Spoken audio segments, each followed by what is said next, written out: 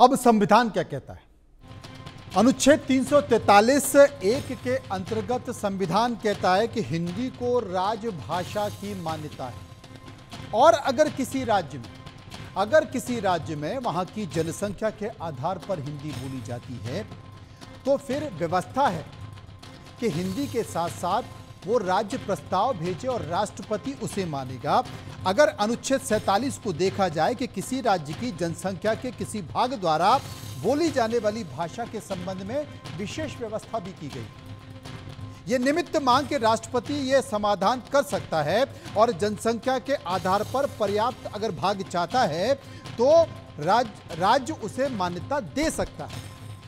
लेकिन क्या चौराहे पर खड़ा करके आप किसी को पीट कर मार कर उसे जबरदस्ती उस भाषा को बुलवाएंगे? ये कानून के खिलाफ भी है, ये संविधान के खिलाफ भी है और ऐसे गुंडों को जेल की सलाखों के पीछे होना पड़ेगा। याद कीजिए 2003-2004 की स्थिति, तब जबकि राज ठाकरे अपनी महाराष्ट्र नवनिर्माण सेना को लेकर सड़कों पर आए, उत्तर भारतीयों को निशाना बनाया, उत्तर भारतीयों को पीटा गया कि कम से कम मराठी वोट उन्हें मिल सके। और ठीक कह रहे थे एक सज्जन ठीक कह रहे थे कि धीरे धीरे महाराष्ट्र के लोगों को पता चल गया कि ये आपस में ही देश के लोगों को में वैमनस्यता और एक दूसरे के प्रति भाषाई आधार पर नफरत पैदा करने के लिए किया जा रहा है, तो धीरे धीरे अस्तित्व तो खत्म हो गया। हम सर्वे लेकर जनता के बीच कुछ सवाल पूछे। सवाल आपके सामने, पहला सवाल जो हमने पूछा कि क्या उत्तर भारतीयों पर हमला ठाकरे ब्रदर्स को चुनाव में महंगा पड़ेगा, क्योंकि सब कुछ पीएमसी के लिए हो रहा है। 56% लोगों ने कहा बिल्कुल नहीं, 40% लोगों ने कहा बिल्कुल नहीं पड़ेगा और 4% इस पर कुछ भी कहना नहीं चाहते थे। सर्वे का एक और सवाल जो कि हमने लोगों से पूछा, महाराष्ट्र में हिंदी विरोध की राजनीति आखिर हो क्यों रही? 33% लोगों ने कहा बीएमसी का चुनाव बस नजदीक आ चुका है इसलिए। 40% लोगों ने कहा मराठी वोटरों को एकजुट करना मकसद है इसलिए ऐसा हो रहा है। 22% लोगों ने कहा सुर्खियों में बने रहने की कोशिश की जा रही है और 5% इस पर कुछ भी कहना नहीं चाहते। कुछ मेहमान हमारे साथ हैं। राकेश पोद्दार, प्रवक्ता बीजेपी, चंद्रशेखर झा, प्रवक्ता शिवसेना उद्धव ठाकरे। जहां साहब, आप तो उत्तर भारतीय हैं और आपकी पार्टी में भी लोग कुछ इसी तरह की व्याख्या करते होंगे।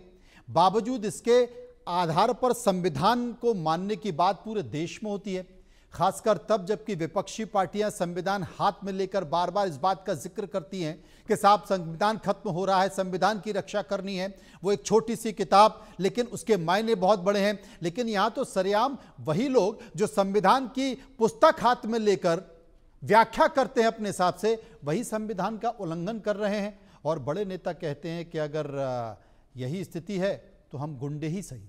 कितना उचित?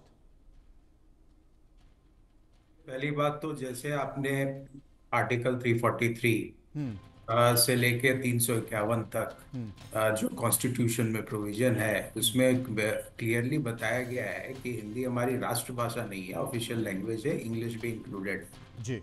और दूसरी बात ये कि उसमें एक प्रोविजन भी है, क्योंकि शेड्यूल लैंग्वेज जो 22 हम लोग के शेड्यूल लैंग्वेज है रीजन वाइज, तो वो उसमें शामिल किया गया है।